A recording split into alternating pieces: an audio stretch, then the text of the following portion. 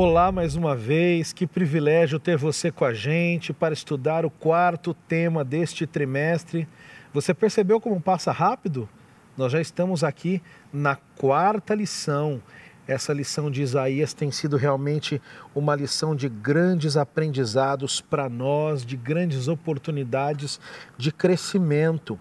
E eu queria agradecer muito a você que tem acompanhado nos canais da Igreja Unasp, nos canais da Divisão Sul-Americana, que tem acompanhado esses estudos, essa lição desse trimestre.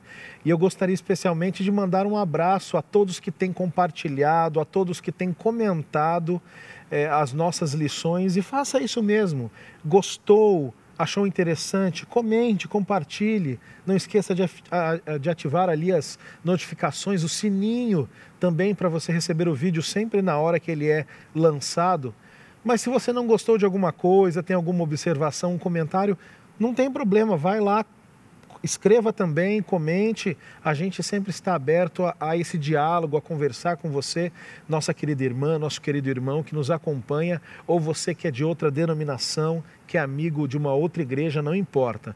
O importante é nós estarmos juntos para estudar a Bíblia. E hoje eu quero mandar um abraço especial para algumas pessoas que têm interagido conosco, né? Ali no canal do YouTube, também no Facebook.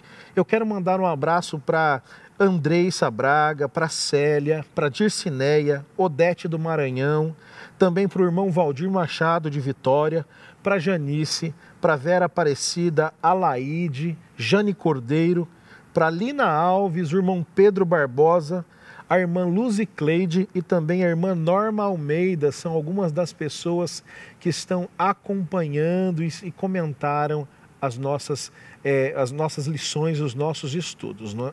Então, que você continue fazendo isso e que neste novo estudo Deus abençoe muito você. Que essa nova semana que se inicia seja uma semana de grandes momentos ao lado de Deus, seja na igreja, seja em casa, seja com a família, em momentos de pandemia, não é? Que nós ainda estamos nesse novo ano na pandemia, mas o importante é usar esse tempo para estudar a Bíblia. E hoje, como eu disse, o tema número 4, nós vamos estudar sobre o tema chamado O Caminho Difícil. E eu tenho novamente dois amigos aqui que já estiveram conosco em programas anteriores. O pastor Bruno Ferreira esteve conosco no programa número 1 e o pastor Emilson dos Reis esteve conosco no programa número 2. Mas para você que não os conhece, eu vou apresentá-los novamente, começando pela minha esquerda, o pastor Emilson dos Reis. Foi meu professor na faculdade de teologia, foi o diretor do seminário Adventista Latino-Americano de Teologia, que antecedeu o pastor Reinaldo Siqueira, que esteve junto com ele também na lição número 2. E o pastor Emilson dos Reis, ele também é escritor, ele escreveu meditações, comentários, enfim, é bem conhecido em nosso meio. Pastor, seja bem-vindo mais uma vez, obrigado pela sua presença. Obrigado, Júlio. É sempre bom estudar a Bíblia, especialmente Isaías, que é o meu livro preferido da Palavra de Deus. Lembrando que o senhor já foi professor do livro de Isaías, né? Sim, verdade. No seminário de teologia. Obrigado. Também está conosco hoje o pastor Bruno Ferreira. Pastor Bruno Ferreira, você se lembra? Pastor Bruno Ferreira, que também foi aluno do pastor Emilson, assim como eu. Pastor Bruno Ferreira trabalha como assistente técnico ali na Pró-Reitoria de Pesquisa, Extensão e Desenvolvimento do Unasp, não é? Pastor Bruno, seja bem-vindo mais uma vez e obrigado por aceitar o convite de compartilhar os conhecimentos do Antigo Testamento de Isaías conosco. É um prazer poder continuar aqui no estudo do livro de Isaías, né? Um livro tão importante, tanto no Velho Testamento, quanto para a compreensão do Novo Testamento também. Amém. Pastor Bruno, inicia nesse momento com uma oração, por favor. Oremos. Santo Deus, obrigado pelo privilégio que temos de olhar para a Tua Palavra como uma guia segura em todas as gerações de pessoas que se mantiveram dispostas a ouvir a Tua voz.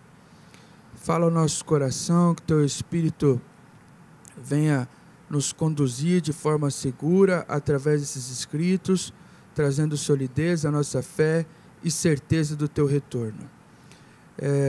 suplicamos de maneira especial que esse momento seja um momento de revisitar a Tua Palavra com a certeza de que o Senhor trará preciosas verdades à superfície, poderemos aprender um pouquinho mais. Isso suplicamos em nome daquele que é o caminho, a verdade e a vida, Cristo Jesus. Amém. Amém. Lembrando você que se você não tem o guia de estudos, para estudar conosco, você pode adquirir o seu no site da Casa Publicadora Brasileira, cpb.com.br, ou, se você é membro da nossa comunidade, na loja da Casa Publicadora, na livraria da CPB, aqui do UNASP Campus Engenheiro Coelho, tudo bem? Mas, pastor Emilson, eu quero começar com o senhor tratando de uma continuidade. Na lição da semana passada, nós estudamos com o pastor Sérgio Monteiro e o pastor Fábio Darius sobre quando ali Acaz ele está numa situação difícil e ele é confrontado, na verdade, ele é abençoado pelo profeta Isaías com uma mensagem de Deus. E ele desdenha dessa mensagem, não é? Ele desdenha da mensagem, e aí então o próprio profeta diz, bom, já que você não quer ouvir o sinal, o próprio Deus vai dar um sinal, eis que a virgem conceberá, ela dará à luz a um filho, e ele será chamado Emanuel, que quer dizer Deus conosco. Para você que está nos ouvindo, há um verso para memorizar, antes do pastor Emilson comentar, eu queria ler com você esse verso para memorizar, que está em Isaías, capítulo 8, verso 17, ele vai entrar no seu texto, na sua tela, o texto vai entrar na sua tela para que você possa acompanhar conosco. Eu vou fazer a leitura agora desse texto, Isaías, capítulo 8, verso 17, está escrito assim, acompanhe na sua tela. Esperarei no Senhor, que esconde o seu rosto da casa de Jacó. A ele aguardarei. Pastor Emilson, nós sabemos e vimos na lição anterior que o rei Acaz ele está num momento difícil, mas Deus ele promete segurança. Ele diz que o povo, apesar de o rei desdenhar a mensagem, mas que o rei e o povo podem confiar nele enquanto Deus, enquanto líder da nação de Israel. É prometida aqui, é feita uma profecia e é prometido o nascimento desse menino. Até o verso 13 do capítulo 7 fala da promessa e a partir então do verso 14 até o 16 é comentado um pouco mais sobre essa promessa. O nome Emanuel, o significado mais profundo dele era um sinal de relacionamento ali entre Deus e o seu povo. Mas responda para nós, ali é dito que o menino comeria manteiga e mel, o que isso significa exatamente? Uma outra pergunta também, essa profecia se cumpriu, com quem, em que momento, qual foi o resultado dela, pastor? Bem, Júlio, eu pensei em começar assim a minha participação aqui. Nós estamos numa escola sabatina. Sim.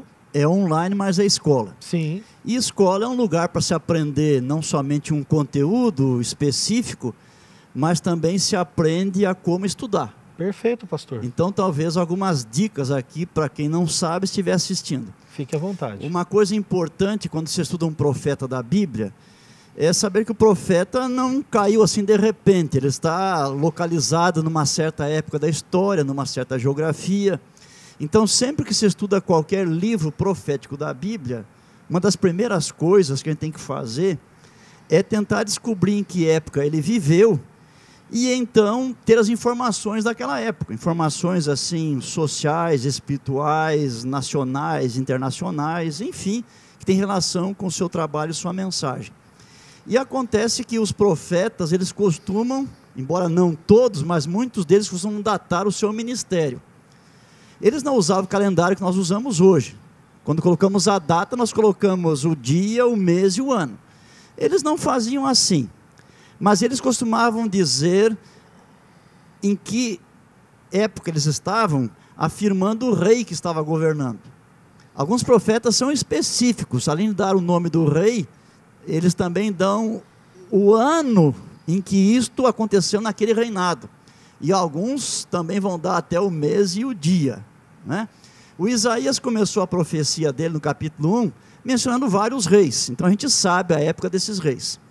E agora, para entender o livro, a gente tem que ir lá para os livros da Bíblia que falam sobre os reis. Então nós temos o primeiro Reis, segundo Reis, primeiro Crônicas, segundo Crônicas, de um modo especial. E aí, lendo as sessões sobre esses reis aqui, nós vamos ter uma melhor compreensão. No nosso caso aqui, esse capítulo específico, o 7, também o 8, é na época de um rei de Judá, que era o rei Acás. Perfeito. Certo? Bom, uma outra coisa interessante também, você mencionou aí, o nome Emanuel. O nosso Deus, o Deus da Bíblia, o Deus também do Antigo Testamento, era chamado por muitos nomes lá na língua hebraica original. Um dos nomes era El. Outro nome usado muito para Deus é Ias, em português. De onde vem o Ias? Então, um nome de Deus, o mais usado, é Yahweh. Eles abreviavam dizendo Yah. E na tradução portuguesa é Ias. Então, os judeus costumavam dar nomes para os meninos, não somente nomes que eles já achassem bonitos, como a gente faz hoje, mas os nomes tinham um significado. E todos os nomes que têm Eu no meio, ou tem Ias, tem a ver com Deus. Então nós temos nomes que começam com Eu e outros que terminam com Eu, né? Por exemplo, Eliseu, Eunatã, Eucana. Alguns nomes têm Ias, muitos nomes têm Ias, né? Por exemplo, Obadias, Jeremias, Isaías. E até tem um que tem os dois juntos, El e Ias, né? Ficou Elias. O Senhor é Deus. Então, todos esses nomes significam alguma coisa em relação a Deus. E Emanuel significa Deus conosco. Nessa lição aqui, o rei mencionado o tempo todo, como dissemos, foi Acás. E Acás foi um dos piores reis que houve no povo de Deus. E para saber quem foi Acás, porque ele era assim talvez, dessa maneira, um rei tão ímpio, tão pagão, isso tem a ver um pouquinho com os antepassados dele. Então, nós sabemos que quando Salomão morreu, no ano 931, e o filho dele, Roboão, começou a governar, ele começou tão mal, que ele acabou causando um cisma, uma separação em Israel. E a partir dali, as 12 tribos não ficaram mais juntas. Então, 10 tribos se isolaram ao norte, continuaram com o nome de Israel, depois com o tempo chegaram até a capital de Samaria, e no sul ficaram 2 tribos, e Judá o nome delas, porque Judá era a tribo mais importante, não é? E dali em diante elas não se juntaram mais, tiveram território, rei, religião separado. E o povo do norte, as 10 tribos, eles foram rapidamente para a idolatria. E o povo de Deus continua ainda nos caminhos de Deus. Mas houve uma época, a época de Acabe. Acabe era rei do norte das 10 tribos. E na mesma época de Acabe, no sul estava Josafá. Josafá era um homem muito bom, ele era muito amigo de Deus. Então no norte um rei ímpio, pagão, Acabe, no sul um rei muito bom, fiel a Deus, Josafá. Mas o filho de Josafá, chamado Jeorão, fez uma grande bobagem. A mais importante da vida dele foi casar com a filha de Acabe. E aí quando aquela moça ela veio para viver na terra de Judá, ela veio com o seu séquito, os seus guarda-costas, as suas aias, os seus servos, e ela veio para também implantar o paganismo ali no povo de Judá. E com isso, dali em diante, os descendentes da família real, que era a família de Davi, eram por um lado filhos de Davi, mas por outro descendentes também de Acabe. E esse Acás era um desses aí. Então ele tinha todo o histórico para trás, de antepassados que eram pagãos. E ele foi um rei muito pagão mesmo e fez muita coisa ruim. E quando a gente lê em Crônicas e no livro de Reis sobre ele, a gente fica sabendo os detalhes de tudo aquilo que ele fez naquela ocasião. Como nós vimos aqui na semana passada já, então, 2 nações se uniram para tentar conquistar Judá. Queriam colocar no trono de Judá um rei que estivesse em harmonia com o seu desejo, de formar uma coalizão local para enfrentar o principal rei da época. Tiglat-Pileser III, exatamente. No caso. Então, aqui entra um pouco de geografia, ou muita geografia. Eu convido aqui você que assiste também, procurar um mapa no fim da sua Bíblia, ou numa enciclopédia, ou na internet, um mapa daquela região, para você ter uma compreensão um pouquinho melhor, não é? Então, Judá está numa certa posição estratégica, logo vizinho de Judá, em cima no mapa, está o povo de Israel. E logo acima de Israel está o povo da Síria. A Síria existe até hoje, Israel também. Agora, existia um império mundial que era a Síria. E não podemos confundir a Síria com Síria. A Síria era uma nação vizinha ao norte de Israel, sempre foi pequena, mas a Assíria foi o império mundial. Inclusive, quando se fala em império, a gente pensa aqui em Daniel, nas visões de Daniel. E ali em Daniel nós temos 4 impérios, porque eles são de Daniel até o fim da história humana. Então começa com Babilônia, Medo-Pérsia, Grécia, Roma. Mas antes de Daniel houve império assírio, antes império egípcio, e aqui é na época do império assírio. Então o que aconteceu foi assim, aqueles 2 povos, Israel e Síria, tentaram se unir para marchar contra Judá e o rei Acasias, e ele ficou com medo. E ele não confiou em Deus, porque ele confiava em ídolos. E mesmo assim, como vimos semana passada, Deus mandou o seu profeta, para dizer, não tenha medo daqueles 2 povos, eu vou cuidar de vocês aí, certo? E até deu um sinal de que eu vou cuidar de vocês, que isso foi estudado na semana passada. E acontece que esse sinal realmente se cumpriu, e é justamente o ponto dessa semana aqui na parte de domingo, não é? Uhum. O sinal aconteceu, em pouco tempo veio a Assíria, que foi um instrumento de Deus nessa ocasião, e conseguiu então ali pressionar os inimigos de Judá, Israel e Síria, e em pouco tempo eles deixaram de ter efeito maligno contra Judá. E aqui vai ter uma profecia no meio também de 65 anos, e a lição vai dizer que esse foi o tempo necessário para que eles tivessem a perda de qualquer poder naquela região ali, e isso também se cumpriu. Muito obrigado, pastor Emilson.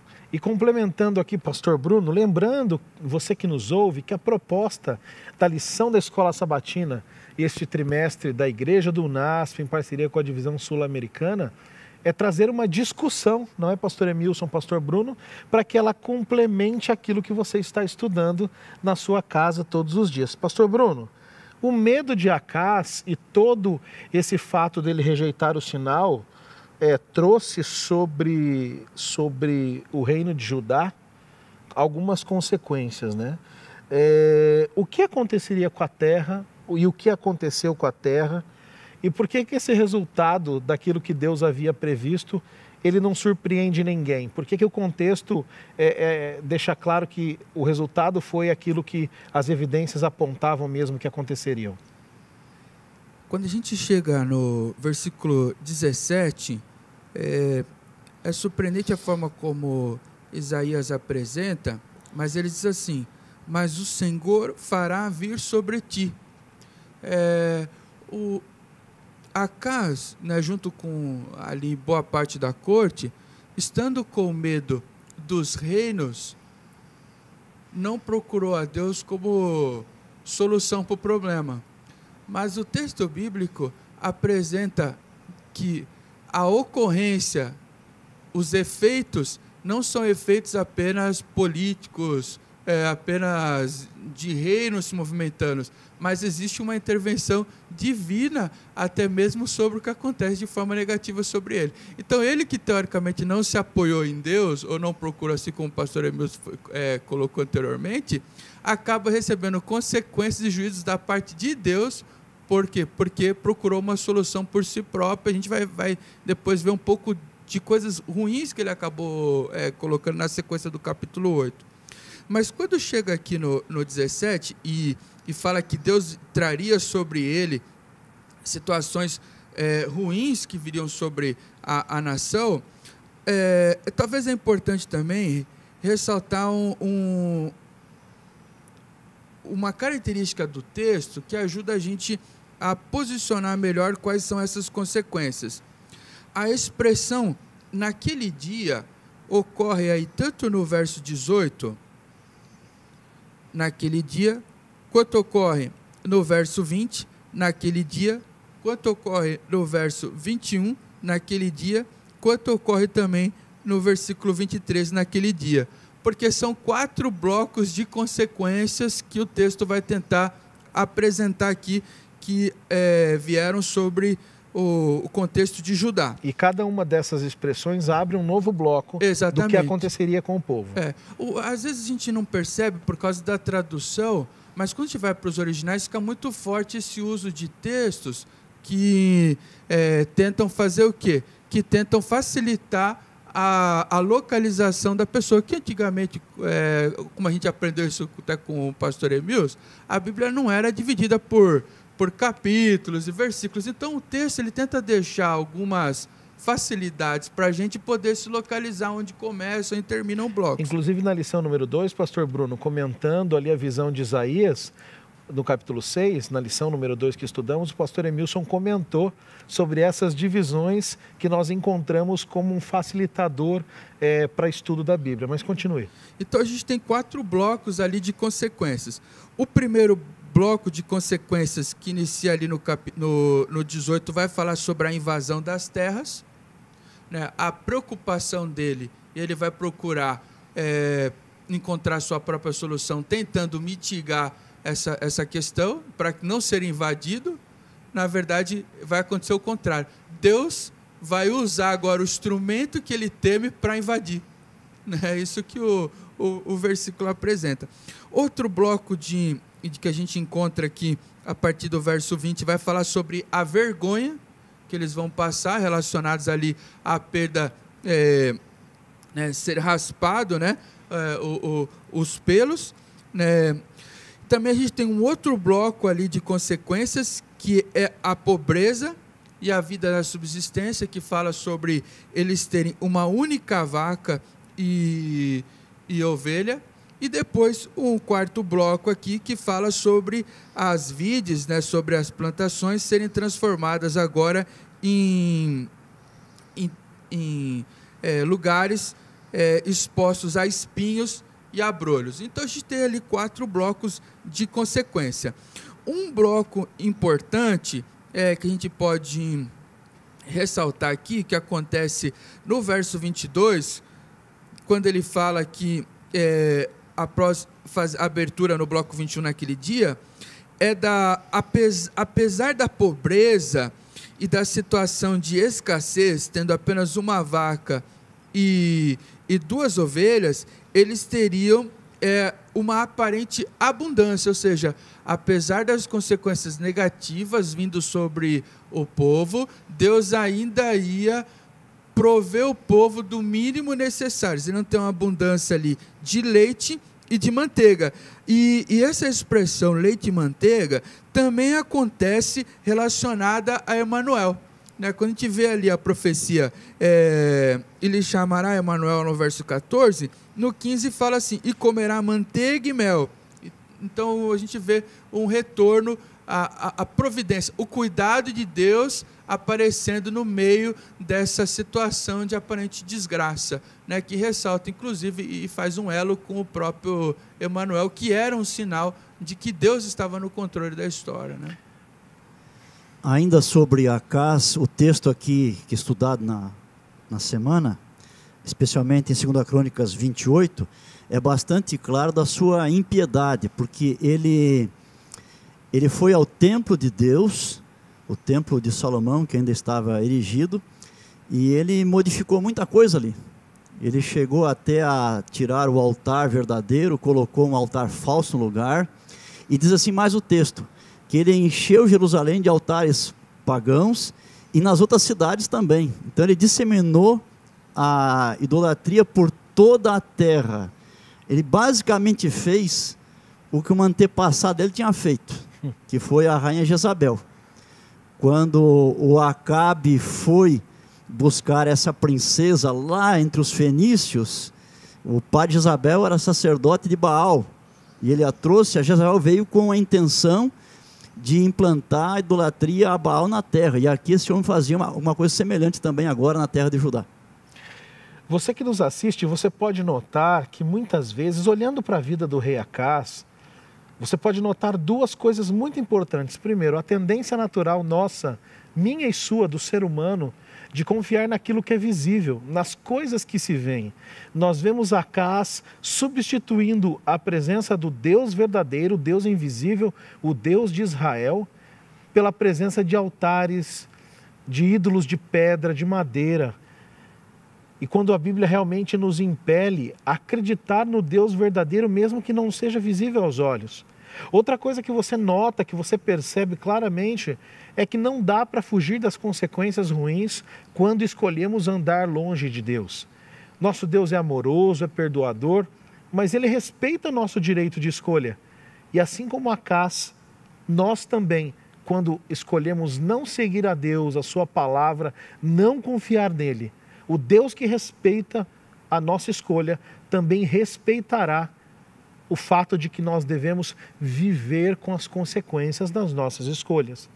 Mas, pastor Emilson, voltando agora para o senhor, nós falamos bastante na lição da semana passada sobre Saer e Assub. Um remanescente voltará ou um remanescente se arrependerá, as possíveis traduções. Mas, fato é que é dito que o profeta vai ter com a profetisa e ele tem um filho, muito provavelmente aqui o profeta Isaías, com a sua esposa, e o nome desse menino é Maher-Salal-Hasbaz, ou Rápido Despojo, Presa Segura. O senhor que deu esse início aqui, começou essa lição iniciando com essa aula, essa dica dos nomes, qual o significado deste nome, ou dos nomes, de um modo geral, mas deste nome no contexto de conquista que ocorreria? E quem seria o reino que conquistaria? Qual seria o reino conquistado? Fale um pouco para nós da relação entre Maher-Salal-Hasbaz e o que aconteceu logo em seguida após o seu nascimento. Ser profeta não era uma coisa muito fácil. Para a gente hoje, tão distante deles, e olhando para trás, e sabendo que tanta gente já os aceitou, nós também aceitamos. Mas naquela época, quando eles foram chamados por Deus, se vivêssemos ali, de repente tem um irmão nosso, é um primo, é um amigo, é um vizinho, é um colega de trabalho que está dizendo que é profeta. Como é que vamos acreditar nele? Se ser pastor é difícil, imagina ser profeta. E ainda mais porque, de acordo com Moisés, lá no livro dele, diz que o falso profeta tinha que ser morto. Agora, como é que se levanta um parente meu, um amigo, um vizinho, diz que é profeta? Como é que eu vou saber que ele é profeta? Então, era muito difícil isso aí para eles. E alguns profetas tiveram a missão não só de falar, não é? Que a missão principal de um profeta é falar. Ele é a boca de Deus, como diz a Bíblia. Mas tiveram que encenar também alguma coisa. Esse é o caso do profeta Oséias, cuja esposa Gomer e os 3 filhos também encenaram toda uma situação. Mas aqui temos também algo semelhante, porque o profeta vai ter os seus filhos e Deus ordena que o profeta dê o nome para os filhos em relação à situação do povo e a mensagem de Deus para eles. Então, um filho tem esse nome, que traduzido significa rápido despojo, presa segura, dando a entender que algo está para acontecer rapidamente. Despojo tem a ver com a sobra da guerra, lembra de guerra, não é? E a presa e segura também. Então parece que esse nome aqui não é um nome com mensagem muito positiva, mensagem negativa, que eles vão enfrentar. Mas o outro filho tem um nome cuja tradução é um resto voltará. Então aqui é a mensagem positiva, dizendo que vai sobrar um resto e que esse resto vai voltar. Então, de acordo com a história, isso se cumpriu através do próprio Império Assírio. Os assírios vieram contra o povo de Deus, não é? E o prejudicaram, como nós sabemos, mas Deus providenciou para que não fossem extintos totalmente. E providenciou que acontecesse aí a sobra de um remanescente também. A lição deste trimestre sobre o livro de Isaías traz como temática número 4 o caminho difícil. E pastor Bruno, a gente percebe que realmente foi um caminho não muito fácil trilhado pelo povo de Deus, não é? Desde ali Deus apontando os pecados do povo, a questão o pastor Reinaldo Siqueira colocou na lição número 2 para nós, as 3 fases da aliança, né?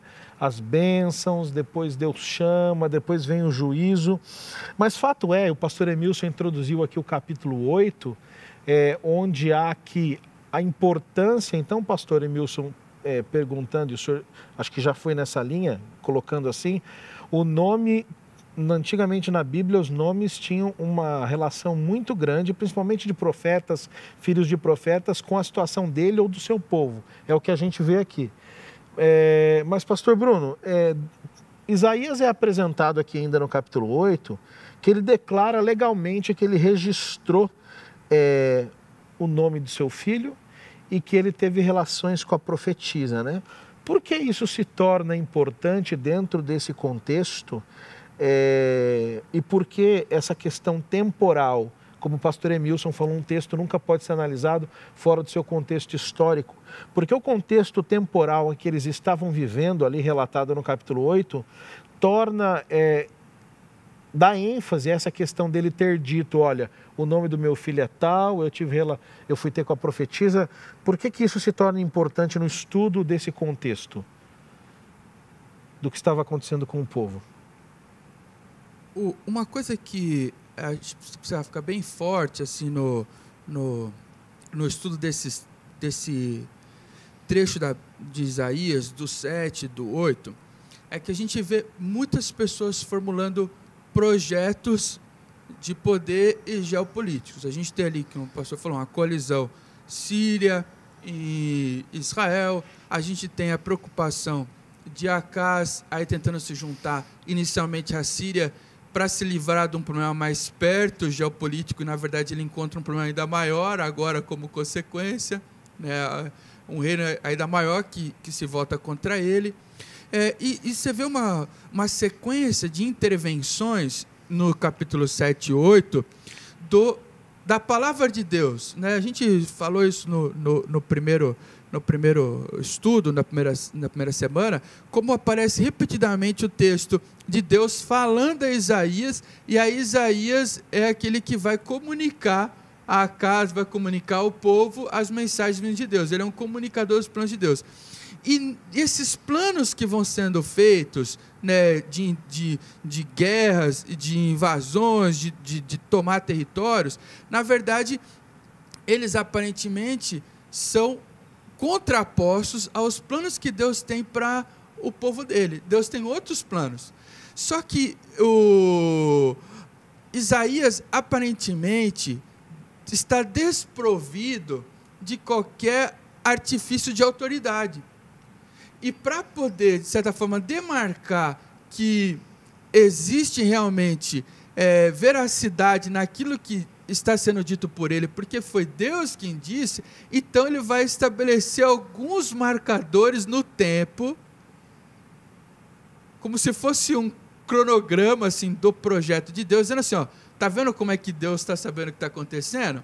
E essas pessoas, esses indivíduos, esses filhos que vão nascendo ou vão sendo comunicados, eles de certa forma vão demarcar o tempo em que as profecias vão se cumprindo. Então eles são de certa forma como sinais na agenda cronológica de Deus, dizendo assim, ó, tá vindo um menino aqui, é tanto tempo. E aí o nascimento, né, a emergência desses personagens na história, eles vão ajudar a demarcar o tempo do cumprimento daquilo que está sendo revelado por Deus para ele comunicar ao povo. Então ele de alguma forma tenta esclarecer isso, né? Então quando Isaías ele delimita a idade, ou mais ou menos a idade em que Deus resolveria o problema, olha, antes que o menino saiba discernir entre o bem e o mal, né, eu vou resolver esse problema, o nome dele vai ser X. Então ele está profetizando através da vida do filho aquilo que Deus executaria. E quando aquilo acontece, serve como um demarcador temporal, um sinal, não é, pastor Emilson, de que Deus realmente sempre esteve no controle. O nome já antevê o que vai acontecer. O que vai acontecer. Pastor Emilson, a partir do verso 11 do capítulo 8, é apresentada a ideia, e é o tema da lição aqui do dia que nós vemos aqui da quarta-feira, que nós não devemos temer nada quando Deus está no controle. Como esses acontecimentos e esses fatos de Deus botar a mão e intervir na história e fazer com que o povo realmente caísse em si, percebendo que Deus estava no controle, como isso deveria impactar a vida do povo e como serve de lição para nós hoje essa história do controle de Deus aplicado à nossa vida em nossos dias? O texto está dizendo basicamente o seguinte: não temam os homens, não temam os acontecimentos, temam a mim que sou Deus. Resumindo, é isso aí. E na verdade, através de toda a história, a gente percebe vários líderes cristãos, gente destacada, que tinham uma coragem tremenda, fizeram coisas tremendas, até nós achamos que foram loucuras, porque eles temiam a Deus. E quando alguém teme a Deus de modo correto, ele não tem medo das pessoas e situações. E aqui é um apelo para o povo de Deus fazer realmente isso. A lição inclusive fala aqui sobre temor e amor, que parece, em nossa compreensão, que não combinam muito bem as duas coisas, né?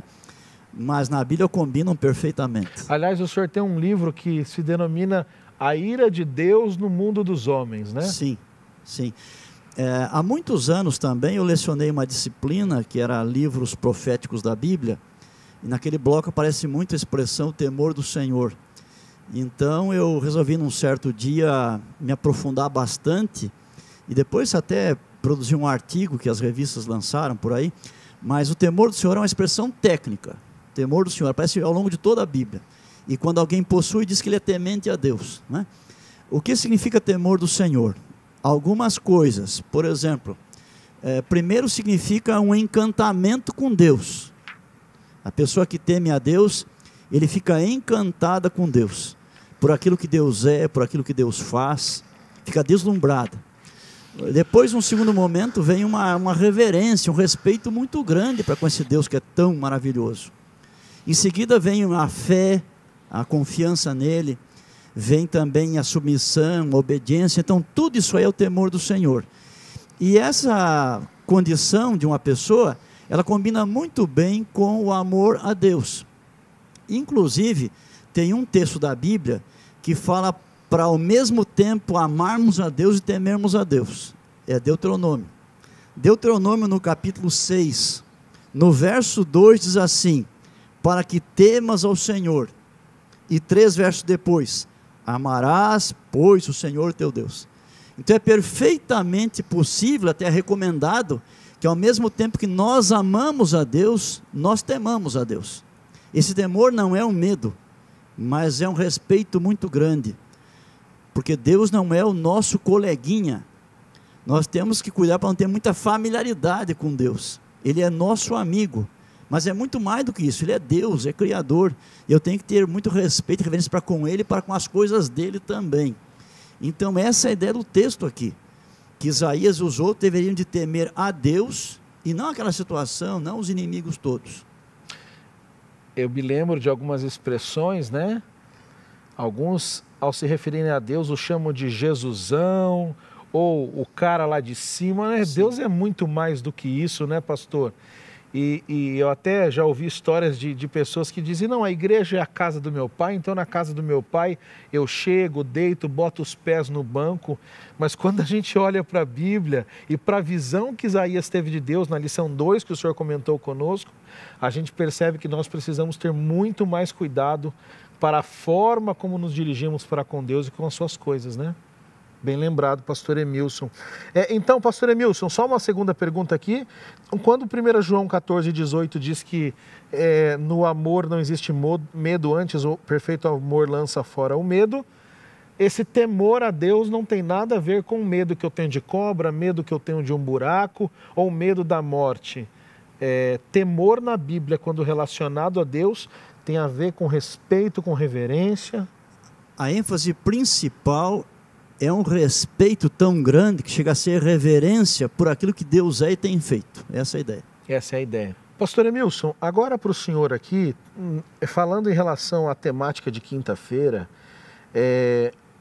o capítulo 8 de Isaías ainda nos apresenta detalhes muito fortes aqui do envolvimento, né, de Acás com a religião pagã. Aqui chega a dizer que eles sacrificavam a demônios, né?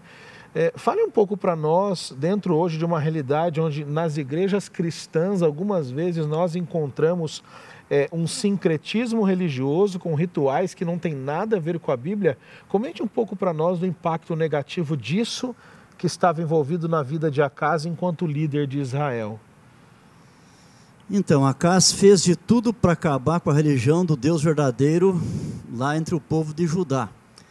Diz o texto bíblico que ele chegou mesmo a oferecer seus filhos em sacrifício aos deuses, queimou-os em homenagem aos deuses pagãos. Então, até que ponto que ele foi? Ele era muito supersticioso também, e muitos daquela terra eram. E aqui a lição nos lembra que isso existe hoje em nosso meio também. Então, nós temos hoje uma filosofia que tenta levar as pessoas a manter comunhão com pessoas já falecidas. E dizem que podem falar com os falecidos e ter conselhos, orientação e ajuda. Eu estou lembrado que há muitos anos eu estava na cidade de Serra Negra, onde não havia uma igreja adventista ainda. Mas já haviam alugado um salão, pessoas se reuniam ali, alguns adventistas e também alguns interessados, e houve uma reunião da escola sabatina. E me convidaram para dirigir o estudo da lição com aquelas pessoas ali. E aí formamos um ciclo com cadeiras de plástico, eu estava ensinando, e o assunto era exatamente esse aqui. E eu estava dando um exemplo de uma jovem que perdeu seus pais num acidente de carro. E ela estava muito aflita, muito angustiada, e alguém disse, se você for àquele lugar, vamos fazer aparecer sua mãe e você vai falar com ela. E aí ela foi àquele lugar. E aí a pessoa que dirigia aquela reunião fez com que aparecesse um vulto mesmo. E aquele vulto tinha a aparência de sua mãe. E o vulto aparentemente usava as mesmas vestimentas, tinha o mesmo tom de voz. Isso é muito comum acontecer, e acontece todos os dias, milhares de vezes em muitos lugares da terra. E se o vulto for escrever, é a mesma letra, se for assinar, a mesma assinatura. E ao meu lado tinha uma senhora que me interrompeu e disse, pastor, e o perfume é o mesmo também. Então, interessante. E as pessoas, elas estão cheirando, elas estão vendo, elas estão ouvindo. Os sentidos dizem que aquilo ali é verdadeiro.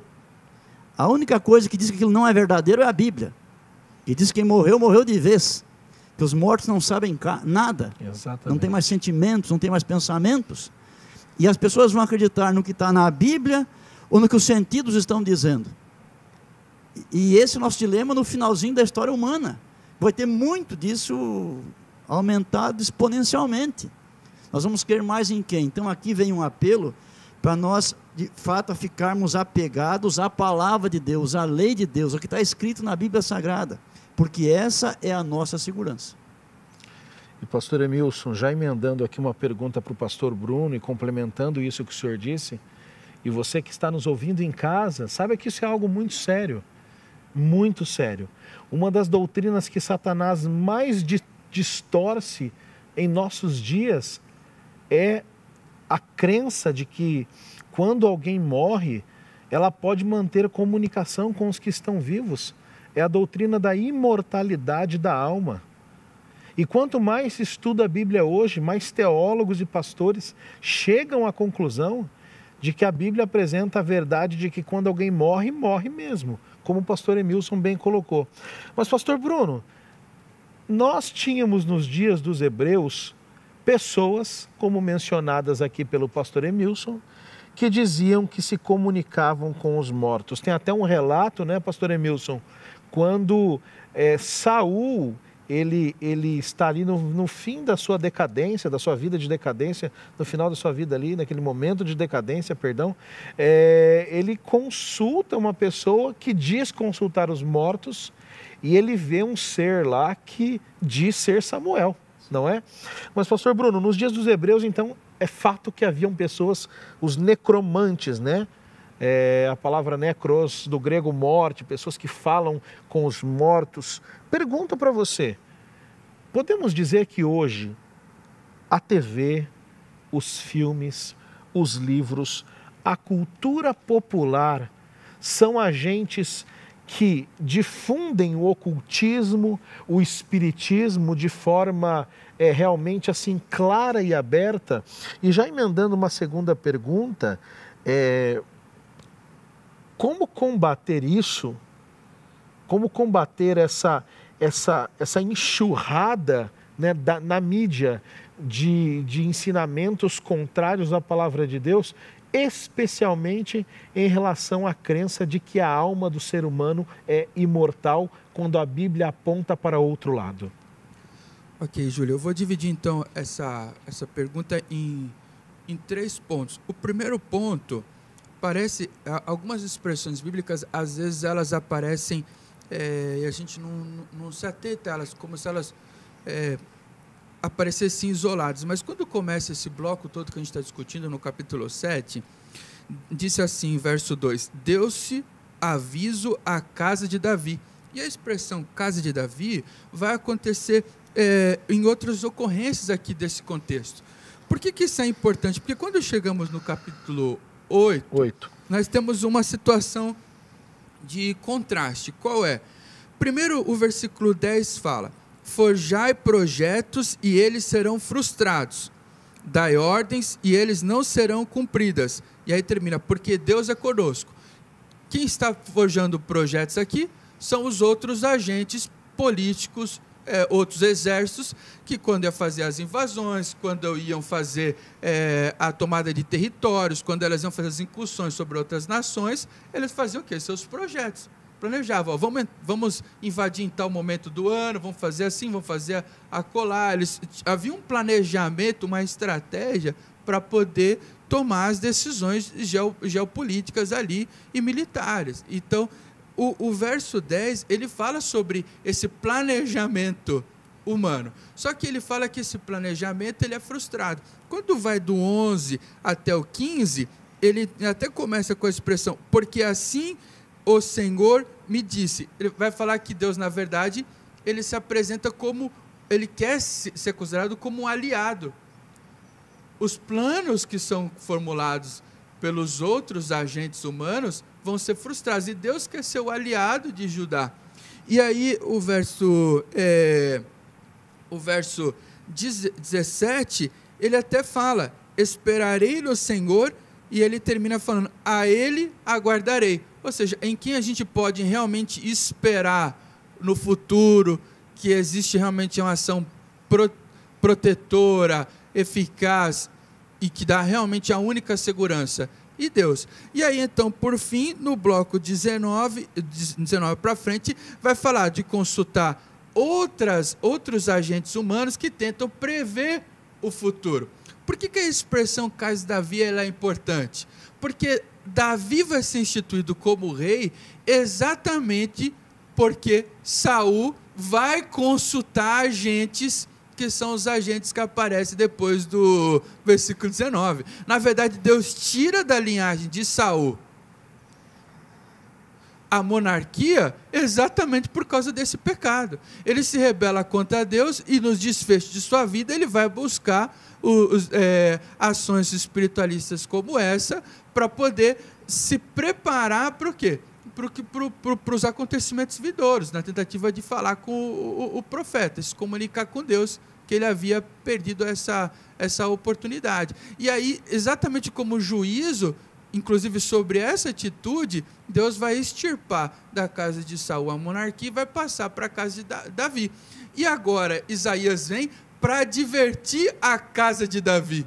o reino de Judá a não ter as mesmas práticas, né? Para não cometer o mesmo erro, não cometer o mesmo pecado. Então a gente tem o mundo e seus projetos, seu planejamento, Deus agindo na história, independente do planejamento humano e como a única salvaguarda, e o ser humano buscando novamente outras fontes de informação, de previsão sobre o futuro, ou de comunicação com entidades não naturais, para tentar tomar decisões, para tentar ter alívio aos seus dilemas, às suas preocupações, para tentar planejar o futuro, para coisas nesse sentido. Então, existe um contraste aqui muito grande nesses textos. Aí você fala, isso acontecia em Israel? Acontecia. Acontecia tanto camadas de incursões do paganismo e desse tipo de materialização do espiritismo, quanto também o contrário, contra camadas de pessoas que preservavam a verdade. Você vai achar tanto no território de Israel, das 10 tribos, quanto em Judá, porções da Bíblia que você vai encontrar, principalmente ali nas cavernas de Qumran, que são tantos requisitos de Samaria, de povos que viveram ali entre os samaritanos, né, que a gente falaria assim hoje, quanto do povo de Judá, que preservaram a palavra de Deus. Só que você também vê o contrário, as incursões do paganismo. Quando a gente traz para os dias de hoje, isso acontece? Existe essas ocorrências ainda hoje? Muito. Eu estava há um tempo atrás lendo um livro que falava sobre a transnacionalização das religiões. O Brasil hoje é um dos grandes exportadores do espiritualismo. Muitas vertentes do espiritismo saíram de incursões brasileiras, de manifestações dentro do próprio Brasil, e tomaram a Europa, tomaram países que a gente consideraria hoje países elitizados. Talvez a maior autoridade no espiritismo moderno seja Chico Xavier, que é brasileiro, né? Um dos nomes mais conhecidos nessa vertente. E é interessante que a gente muitas vezes olha para as manifestações religiosas e vê assim, os países da Europa, ou a gente diria secularizados, como países que estão fechados à religião, mas na verdade você vê o contrário. Muitas vezes incursões de manifestações religiosas, que muitas vezes, como acontece no Brasil, em outras esferas espiritualistas, invadindo, né, territórios europeus aparentemente secularizados e se popularizando, mesmo em círculos de pessoas que são tidas como agnósticos, como ateus, pessoas que têm sua crença aparentemente baseada apenas na ciência, só que o espiritismo ele acaba, muitas vezes, também alcançando esse tipo de contexto social. Isso é forte, e termino falando isso, porque isso se manifesta também nas obras de arte, são manifestações culturais, que envolve filmes, envolve literatura, envolve jogos e todos os outros tipos de manifestações. Você vê pessoas que dizem não crer em entidades, demônios ou outro tipo de manifestação, mas gastam boa parte do entretenimento assistindo filmes que falam sobre isso, né, jogando jogos que têm manifestação de demônios, outras entidades. Então, a pessoa não acredita. Mas, para ela, aqueles poucos momentos ali, somente é que ela precisa acreditar naquela situação espiritualística, se imergir na história, viver aquele cenário como se fosse real, para poder, inclusive, fazer sentido para ela. Então, ela acaba experimentando, muitas vezes, um espiritualismo, aparentemente, que ela não crê, só que experimenta isso por artefatos culturais e outras manifestações. Então, é muito comum esse tipo de avanço hoje na sociedade que vivemos, né? A verdade é, pastor Emilson, que nos dias que nós vivemos, nós temos muitos cristãos, seja da igreja adventista ou de outra denominação, temos muitos cristãos que às vezes batem no peito dizendo que não frequentam sessões espíritas, que não são adeptos dessas doutrinas antibíblicas, mas muitas vezes que ligam a sua TV e recebem ali uma sessão espírita em casa, através da novela, através do filme, através da série, ou abrem para os seus filhos também através dos livros que permitem os seus filhos lerem, não é? A verdade, meu amigo, minha irmã, meu irmão, você que me escuta, é que a família de Isaías demonstrou claramente, através das suas atitudes e das suas escolhas, que só havia um caminho seguro a seguir. Era confiar em Deus e na sua palavra. Quais são os tipos de literatura que você e seus filhos têm lido na sua casa? Qual é o tipo de filmes que vocês têm se reunido para assistir? Qual é o tipo de entretenimento que vocês têm tido? Tantas hoje são as famosas séries que os nossos jovens, crianças e adultos são viciados nelas, que trazem doutrinas como estas apresentadas aqui, onde contatos com mortos são apresentados, onde há tantas coisas que que passam longe da palavra de Deus. Eu queria fazer um apelo a você. Cuidado com aquilo que você coloca dentro da sua casa, com aquilo que você insere na mente dos seus filhos, da sua família. A gente viu o exemplo de Acás, que se afastou daquilo que era a vontade de Deus. E infelizmente, ele teve um fim que não era o fim esperado e não foi um rei conforme o coração de Deus. Seja você um homem, uma mulher, segundo o coração de Deus, siga aquilo que a Bíblia ensina.